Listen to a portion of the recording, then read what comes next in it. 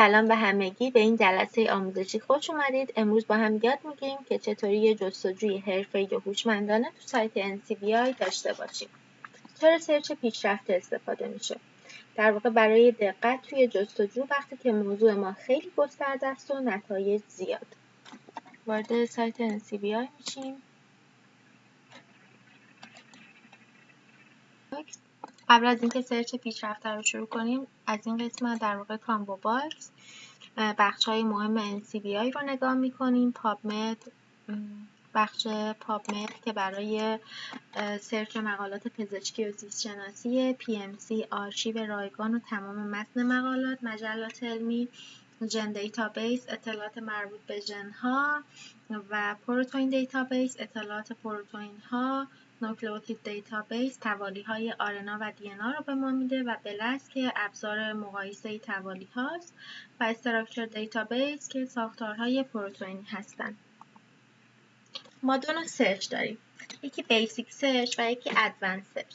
بیسیک سرچ در واقع هدفش یادگیری پایه جستجو توی پابمده، ولی خب مهمترین قسمت ما ادوانس سرچه برای دقت توی جستجو و وقتی که موضوع ما خیلی گسترده میشه و نتایج زیاد میشه.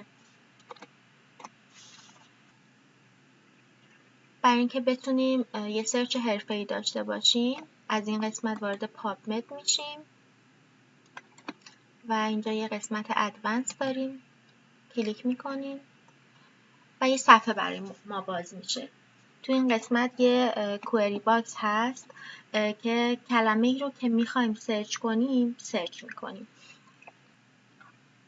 سرچ کردن توی ادوانس پابمد نیاز به یک سری قوانین داره. ما یک کوتیشن مارک تکی داریم یا همون یکی و یک کوتیشن مارک دوتایی داریم که باید قبل و بعد کلماتمون بذاریم. کوتیشن مارک در واقع سرچ رو برای ما محدود میکنه وقتی که مخصوصا زمانی که کوتیشن مارک ما دوتایی باشه. الان برای مثال ما با یک کوتیشن مارک یکی شروع میکنیم. توی این قسمت گستریک کنسر رو ما میایم با یه دونه کوتیشن مارک می‌نویسیم و سرچ رو میزنیم. باز وارد قسمت ادوانس میشیم. اینجا میبینیم که با هشتگ 1 در واقع توی قسمت هیستوریمون با هشتگ 1 سرچی رو که کردیم میبینیم که گستریک کنسر رو با یک کوتیشن مارک سرچ کردیم و حدوداً 185,000 تا ریزالت برای ما آورده با هشتگ 1. حالا میخوایم کارمون رو محدودتر کنیم. گستریک کنسر رو با 2 تا کوتیشن مارک سرچ میکنیم.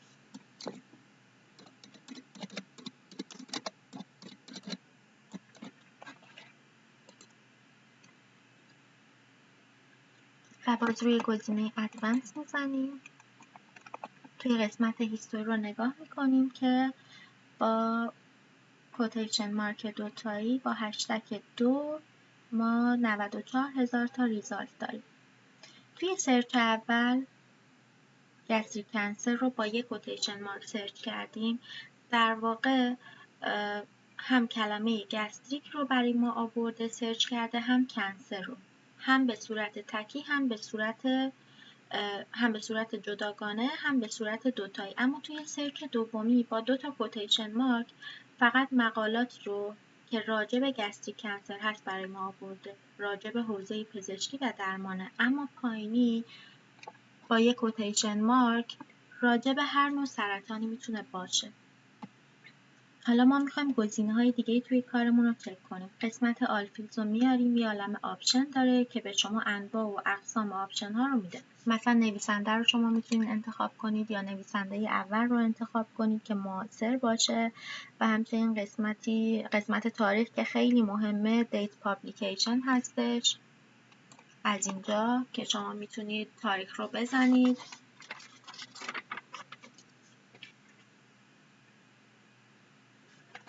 خب ما این قسمت دیت پابلیکیشن رو انتخاب میکنیم. شما میتونید تاریخ رو اینجا بزنید، مثلا تاریخ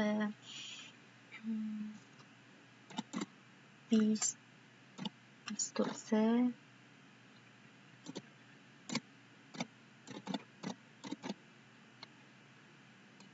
میتونید بزنید 2025 یا اگه میخواین تا همین امروز باشه که پرزنت رو میزنید. تاریخ رو که زدیم، خب میخوایم ببینیم برای چه مقاله میخوایم. توی کوئری باکس دیگه نیاز نیست. خب ما برای گستریک کنسر میخوایم این تاریخ رو، دیگه نیازی نیست که بنویسیم گستریک کنسر. ما همینجا هشتگ 2 رو میزنیم، گستریک کنسر با 2 تا کوتیشن مارک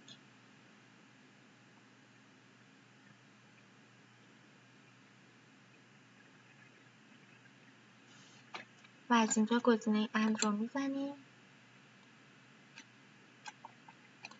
که این تاریخ اضافه بشه به موضوع و سرچ رو میزنیم و باز وارد ادوانس میشیم و میبینیم که توی قسمت هیستوری با هشتگ 3 مقالات رو از سال 2023 تا 2025 که راجع به گستریک کنسر رو بوده برای ما سرچ کرده.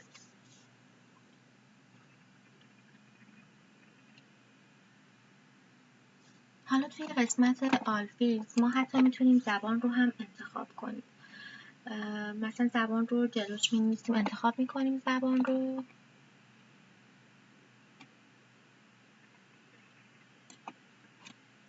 حالا توی قسمت آلفیلز ما میایم زبان رو هم انتخاب میکنیم و این قسمت زبان رو انگلیش می‌نویسیم. هشتگ 3 رو می‌نویسیم و اند رو میزنیم و در نهایت سرچ. خب با هشتگ 4 ما مقالاتی رو داریم راجع به گستریک کنسر که حتما انگلیسی باشن و از سال 2023 تا 2025 نوشته شده باشن. حالا ما می‌بینیم با هشتگ 4 12,000 تا مقاله داریم. باز توی کوئری باکس میزنیم اچ پایلوری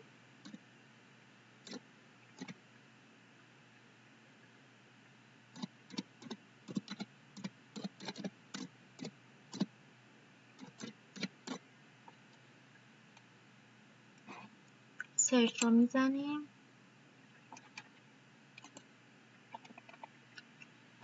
می‌بینیم که 55,000 تا مقاله با این مضمون برای ما میاره. خب میخوایم اینو محدودتر کنیم. هشتگ 5 و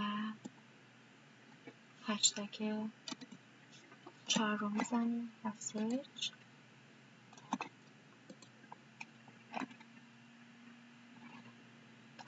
مقالاتی که هم مربوط به گستریک کنسر باشه، هم اچ پایلوری و در این تاریخ 2023 تا 2025 و به زبان انگلیسی باشه. ریزالتی که به ما داده 1251 بوده. یه قسمت دیگه داره اینجا به اسم آفیلیشن.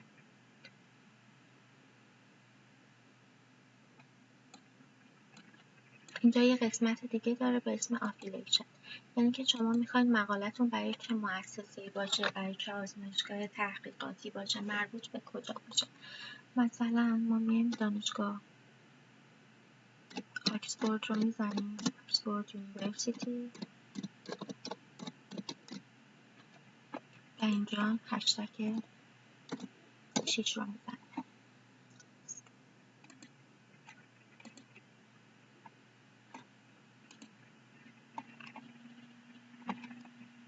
سه تا مقاله توی تاریخ 2023 تا 2025 از دانشگاه آکسفورد چاپ شده راجع به گستریک کنسر و اچ پایلوری و به زبان انگلیسی. شما میتونید هر مؤسسه یا دانشگاهی رو اینجا سرچ کنید. توی این قسمت اد ما 3 تا گزینه داریم: and، or و not. مثلا اگر به جای and ما or رو اضافه کنیم، یعنی مقالاتی رو به ما میده که یا گستریک کنسر باشه یا اچ پایلوری، ولی ما مقالاتی میخوایم که هر دوی اینها باشه. توی قسمت نات مثلا گستریک کنسر نات اچ پایلوری، یعنی مقالاتی که فقط راجع به گستریک کنسر باشه و هیچ ربطی به اچ پایلوری نداشته باشه.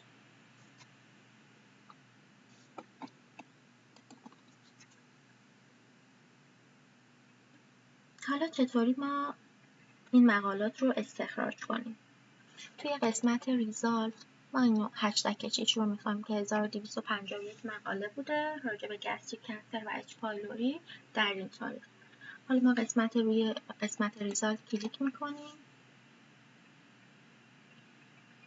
همه نتایج رو توی این صفحه برای ما آورده.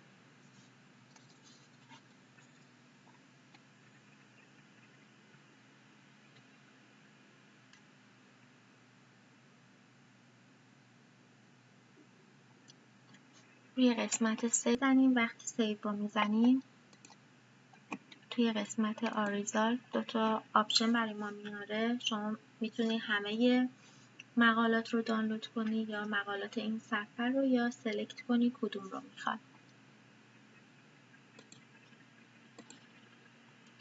اینجا هم فرمتی که میخوای، یا سامری یا حالا ابسترکت رو میخوای یا توی قسمت پابمد، هر کدوم رو که میخوای. ما میخوایم توی فایل اکسل باشه برامون. CSV رو میزنیم، پیریود فایل رو میزنیم و اینجا برای ما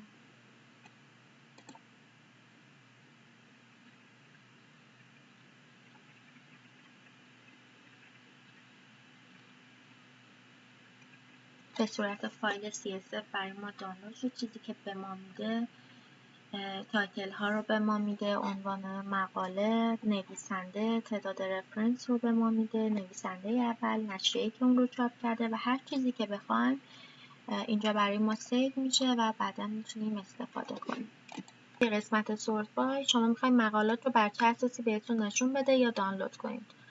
بر اساس تاریخ هست، بر اساس اولین نویسنده، بر اساس اون ژورنالی که میخواین، مقالات اخیر یا همون موست ریسنت و بسمت هم که بهترین مقالات رو در واقع تاپ ترین مقالات رو بهتون میده. توی این قسمت هم دیسپلی آپشن، حالا فرمتی که میخواین دانلود شه، یا ابسترکت مقاله رو میخوای یا سامری مقاله رو میخوای، اینا رو میتونی انتخاب کنی و بعدا گزینه سیو رو بزنی و اینجا برات نمایش داده میشه. این قسمت ایمیل هم که شما میتونید سلکت کنید و مقاله رو که میخوای مستقیما برای خودتون یا استاد یا حالا هر کس دیگه ایمیل کنید. توی این قسمت هم که شما میتونید تاریخ رو تغییر بدین، همچنین پابلیکیشن دیت میتونید مقالات 1 سال اخیر رو میخواین، 5 سال، 10 سال اخیر، یا کاستوم رنج رو میتونید بزنید و سال رو بهش بدین. این قسمت میتونید ابسترکت مقاله رو میخواید یا متن کاملش رو میخواد یا اون مقالاتی که رایگان هستن.